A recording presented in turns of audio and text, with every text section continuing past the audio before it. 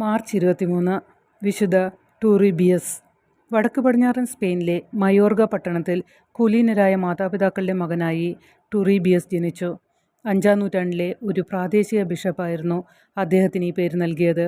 ടൂറിബിയസ് ഒരു ഭക്തനായ കുട്ടിയായിരുന്നു. പരിശുദ്ധ കന്യകാമറിയത്തോട് അദ്ദേഹത്തിന് ശക്തമായ ഭക്തിയുണ്ടായിരുന്നു.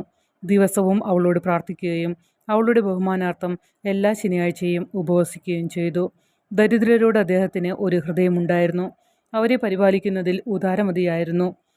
ടൂറിബിയസ് 12 വയസ്സുള്ളപ്പോൾ വല്ലാഡോളിഡിൽ മാനവികത പഠിക്കാൻ അദ്ദേഹത്തെ അയച്ചു.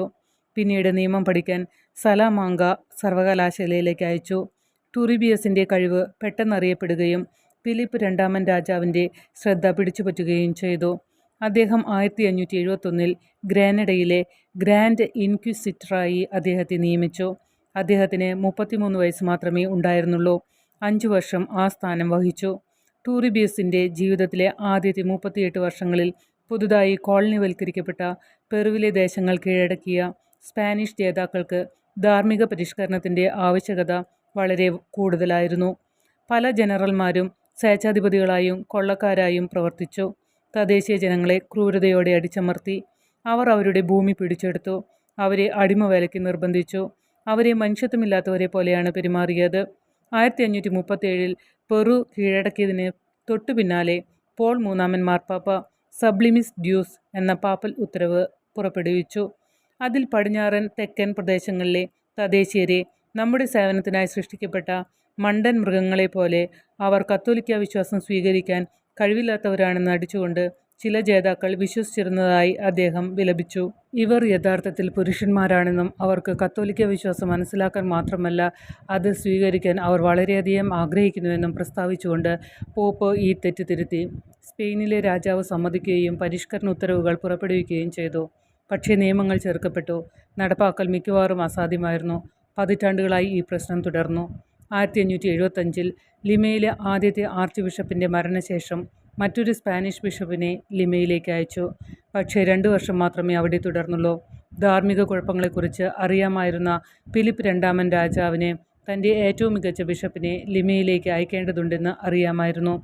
നിയമം അറിയാവുന്ന, ആവശ്യമുള്ളിടത്ത് പരിഷ്കാരങ്ങൾ കൊണ്ടുവരാൻ തീഷ്ണതയോടെ സുവിശേഷം പ്രസംഗിക്കാൻ, കുടിയേറ്റക്കാർക്കും നാട്ടുകാർക്കുമിടയിൽ കൂട്ടായ്മ സ്ഥാപിക്കാൻ കഴിയുന്ന ഒരു വിശുദ്ധനെ അദ്ദേഹത്തിന് ആവശ്യമായിരുന്നു. അക്കാലത്ത് പോപ്പ് പിന്നീട് അംഗീകരിക്കുകയോ നിരസിക്കുകയോ ചെയ്യുന്ന ബിഷപ്പുമാരെ നിയമിക്കേണ്ടത് സ്പെയിൻ രാജാവിൻ്റെ ഉത്തരവാദിത്തമായിരുന്നു. ഫിലിപ്പ് രാജാവ് ടൂറിബിയസിനെ ഈ ജോലിക്കായി തിരഞ്ഞെടുത്തു. ഒരു പ്രശ്നം മാത്രമേ ഉണ്ടായിരുന്നുള്ളൂ. ടൂറിബിയസ് ഒരു പുരോഹിതൻ പോലുമായിരുന്നില്ല. അദ്ദേഹം ഒരു സാധാരണക്കാരനായിരുന്നു. ടൂറിബിയസ് ഈ ആശയത്തെ എതിർത്തു. പക്ഷേ രാജാവ് നിർബന്ധിച്ചു. പോപ്പ് അംഗീകരിച്ചു.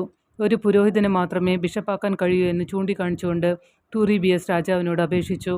ആ ജോലി തൻ്റെ കഴിവിന് അതീതമാണെന്ന് വാദിച്ചു. എന്നാൽ അദ്ദേഹത്തിൻ്റെ വിനയം അദ്ദേഹം ആ ജോലിക്ക് യോഗ്യനാണെന്നതിൻ്റെ വ്യക്തമായ സൂചന മാത്രമായിരുന്നു. ടൂറിബിയസ് ഒടുവിൽ സമ്മതിച്ചു. അടുത്ത 2 വർഷത്തിനുള്ളിൽ ടൂറിബിയസ് പൗരോഹിത്യത്തിനായി തയ്യാറെടുക്കുകയും പട്ടം സ്വീകരിക്കുകയും പുരോഹിതനായി സേവനമനുഷ്ഠിക്കുകയും തുടർന്ന് ബിഷപ്പായി നിയമിക്കപ്പെടുകയും ചെയ്തു. 1580 സെപ്റ്റംബറിൽ 43-ാം വയസ്സിൽ ആർച്ച് ബിഷപ്പ് ടൂറിബിയസ് തൻ്റെ സഹോദരിയോടും അളിയനോടും ഒപ്പം പെറുവിലേക്ക് കപ്പൽ കയറി. മാസങ്ങൾക്ക് ശേഷം അവിടെ എത്തി. 1581 മെയ് 24-ന് അദ്ദേഹം ലിമയിൽ സ്ഥാനാരോഹണം ചെയ്തു. 25 വർഷം ലിമയിലെ 3ാമത്തെ ആർച്ച് ബിഷപ്പായി സേവനമനുഷ്ഠിച്ചു. തീരത്ത് ഏകദേശം 400 മൈൽ വ്യാപിച്ചു കിടക്കുന്ന ഈ അതിരൂപതയിൽ 3 പ്രധാന നഗരങ്ങളും നിരവധി പട്ടണങ്ങളും ഗ്രാമങ്ങളും ചിതറിക്കിടക്കുന്ന നിരവധി ഗ്രാമീണ ഭവനങ്ങളും ഉൾപ്പെടുന്നു. അദ്ദേഹം ഇപ്പോൾ മേയിച്ച ജനങ്ങളിൽ സ്പാനിഷ് കുടിയേറ്റക്കാരും പട്ടാളക്കാരും തീർച്ചയായും തദ്ദേശീയ ജനങ്ങളും ഉൾപ്പെടുന്നു. ആർച്ച് ബിഷപ്പ് ടൂറിബിയസ് സമയം പാഴാക്കിയില്ല. അദ്ദേഹം എത്തി 1 മാസത്തിനുള്ളിൽ ഒരു ആർച്ച് രൂപത സിനഡ് നടത്തി.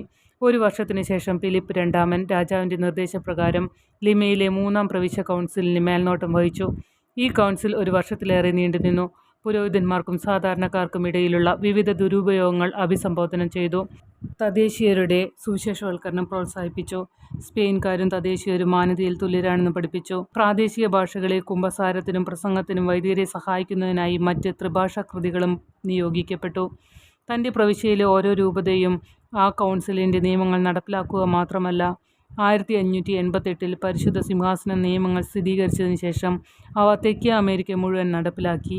1590 ആർച്ച് ബിഷപ്പ് ടൂറിബിയസ് തെക്കേ അമേരിക്കയിൽ ആദ്യത്തെ സെമിനാരി സ്ഥാപിച്ചു.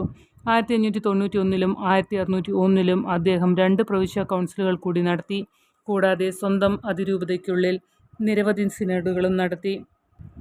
ഭരണപരമായ പ്രവർത്തനങ്ങൾക്ക് പുറമെ ആർച്ച് ബിഷപ്പ് എന്ന നിലയിൽ തൻ്റെ 25 വർഷങ്ങളിൽ 17 വർഷം 3 വ്യത്യസ്ത അവസരങ്ങളിലായി ഓരോ ഇടവകയിലേക്കും സമൂഹത്തിലേക്കും കാൽനടയായി സഞ്ചരിച്ചാണ് ടൂറിബിയസ് ചെലവഴിച്ചത്. ദുഷ്കരമായ ഭൂപ്രദേശങ്ങൾ, മഞ്ഞുമൂടിയ പർവ്വതങ്ങൾ, മഴ, ചൂട്, തണുപ്പ് എന്നിവയിലൂടെ അദ്ദേഹം സഞ്ചരിച്ചു. അദ്ദേഹം കുമ്പസാരത്തിന് പോയി എല്ലാ ദിവസവും കുർബാന അർപ്പിച്ചു. മാതൃഭാഷകൾ പഠിച്ചു. തൻ്റെ ജനങ്ങളെ പരിചയപ്പെട്ടു. ഓരോ ഇടവകയും ക്രമത്തിലാണെന്ന് ഉറപ്പുവരുത്തി. സഭ അച്ചടക്കം പാലിച്ചു. അദ്ദേഹം നിരവധി പള്ളികൾ നിർമ്മിച്ചു. 1,00,000 ആളുകളെ സ്നാനപ്പെടുത്തി, സ്ഥിരപ്പെടുത്തി. ഓരോ വ്യക്തിയോടും തീക്ഷ്ണമായ തീക്ഷ്ണത പുലർത്തി. സ്പെയിൻകാരെയും തദ്ദേശീയരെയും ഒരുപോലെ പരിപാലിക്കുന്നുണ്ടെന്ന് ഉറപ്പുവരുത്തി. അദ്ദേഹത്തിൻ്റെ ആട്ടിൻകൂട്ടത്തിൽ നിന്ന് 3 വിശുദ്ധന്മാർ ഉയർന്നുവരും. അവരെ അദ്ദേഹം സ്ഥിരീകരിച്ചു. ലിമയിലെ വിശുദ്ധ റോസ്, വിശുദ്ധ മാർട്ടിൻ ഡി പോറസ്, വിശുദ്ധ ജുവാൻ മാസിയാസ്, ബഹുഭാഷാ വരം ഉണ്ടായിരുന്നതായി പറയപ്പെടുന്ന മഹാനായ ഫ്രാൻസിസ്കൻ മിഷണറിയായ വിശുദ്ധ ഫ്രാൻസിസ് സോളോനോമയും അദ്ദേഹം നല്ല സുഹൃത്തുക്കളായി. തദ്ദേശീയർ അവരുടെ മാതൃഭാഷയിൽ അദ്ദേഹത്തെ മനസ്സിലാക്കിയിരുന്നതായി പറയപ്പെടുന്നു. എല്ലാ പ്രതിസന്ധികൾക്കും ഒരു രക്ഷകനെ ആവശ്യമാണ്. യേശുവാണ് ആ രക്ഷകൻ. എന്നാൽ ഭൂമിയിലെ അവൻ്റെ ദാസന്മാർ അവൻ്റെ ദിവ്യ ഉപകരണങ്ങളായി പ്രവർത്തിക്കുന്നു.